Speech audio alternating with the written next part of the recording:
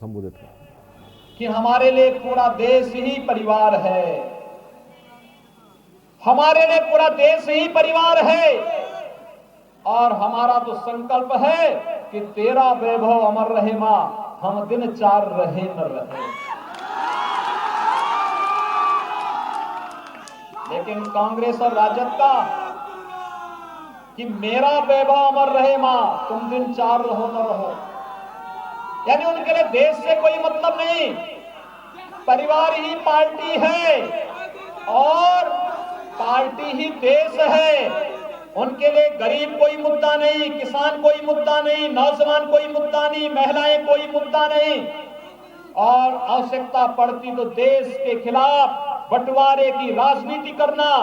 1947 में भारत का दुर्भाग्यपूर्ण विभाजन कांग्रेस ने करवाया और आज भी कहीं पे नक्सलवाद को, कहीं पे उग्रवाद को, कहीं पे अलगाववाद को अपने राजनीतिक स्वार्थों के लिए लोग भड़काने का कार्य कर रहे हैं। भाइयों बहनों, मोदी जी ने जब 2019 में दूसरी बार प्रधानमंत्री पद की शपथ ली थी, तब प्रधानमंत्री के रूप में मोदी जी ने फिर दूसरी बार कहा था, पहला 5 वर्ष गरीबों के लिए, अगला 5 वर्ष भारत को वैश्विक मानचित्र पर उत्थान के लिए। और इसकी शुरुआत कहां से की? कश्मीर में धारा 370 को सदैव के लिए समाप्त कर दिया।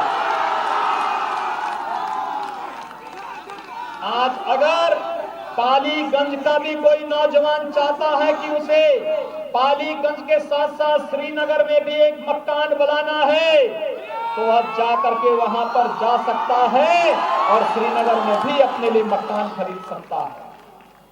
कांग्रेस ने 1952 में इसको रोक दिया था, तब से हम इससे वंचित थे। लेकिन आज जम्मू कश्मीर से धारा 370 को हटा करके आतंकवाद की ताबूत पर अंतिम कील ठोक करके आतंकवाद को सदैव के लिए समाप्त करने का संकल्प भी देश की जनता के सामने ले लिया है। नक्सलवाद पिछले 6 वर्षों में 95% देश के अंदर कम हुआ। लेकिन आज कांग्रेस और राजद, भाकपा माले जैसे लोगों को प्रोत्साहित करके एक बार फिर से इनको हिंसा के लिए प्रोत्साहित करने का मंच देने का कार्य कर रहे हैं। हमें नरसंहार नहीं चाहिए, हमें नौजवानों के हाथों को काम चाहिए और विकास की प्रक्रिया के साथ आगे बढ़ा करके एक विकसित और समृद्धशाली बिहार को आगे बढ़ाने के इस कार्यक्रम को निरंतरता देने की आवश्यकता है। और उसी निरंतरता के लिए आज भारतीय जनता पार्टी और जदयू आपके पास आया है आपसे कहने के लिए। हमने कश्मीर में धारा 370 भी हटाई। पाकिस्तान परस्त आतंकवादी आज कश्मीर के अंदर हमारे जवानों के ऊपर और वहां के निर्दोष नागरिकों के ऊपर फायर नहीं कर सकता, क्योंकि इसे मालूम है जैसे वह जवानों के ओर टेढ़ी नजरों से देखेगा, भारत का बहादुर जवान उसका काम तमाम पहले ही कर देगा। ये लोग बोलते थे जवानों से, भारत के सेना बलों के जवानों से कांग्रेस की सरकारों के समय कहा जाता था कि जब आतंकवादी गोली चलाएगा तो गोली चलाना, अन्यथा मत चलाना।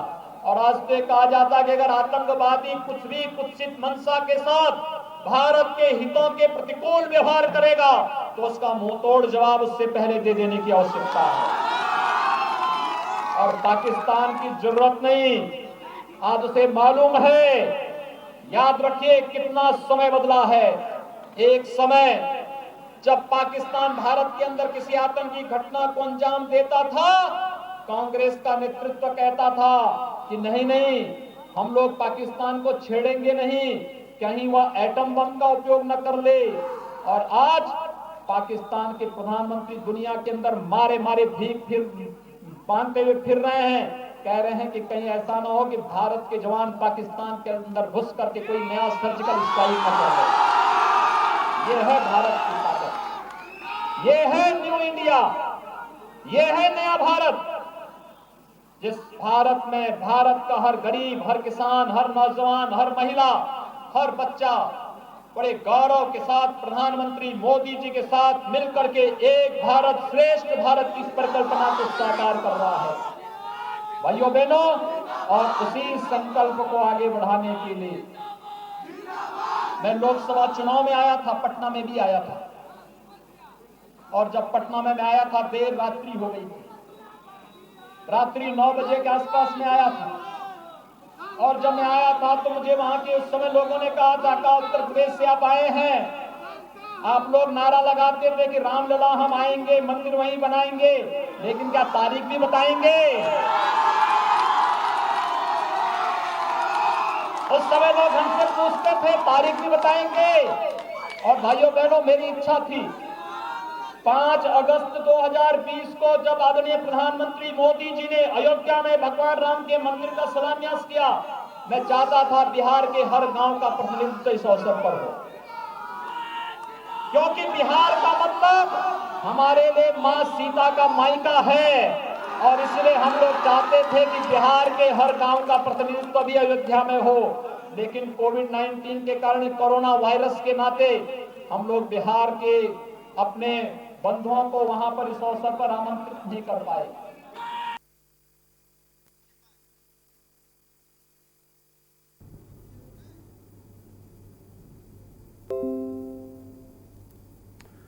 और आगे बढ़ते हैं, रिश्वतखोरी से बाज नहीं आ रही गोंडा पुलिस। करनैलगंज के बाद कौड़िया पुलिस